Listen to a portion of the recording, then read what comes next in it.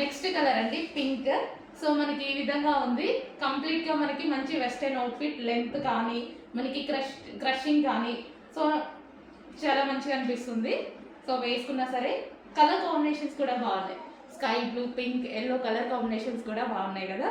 So ఇది వచ్చేసి crush జార్జెట్లో ఉన్నటువంటి వెస్టర్న్ అవుట్ఫిట్. ఈ రోజు స్పెషల్ ఆఫర్ సేల్లో రాబోతుంది. చెక్ చేసి కొంచెం ఫాస్ట్గా అయితే ఆర్డర్ చేయండి.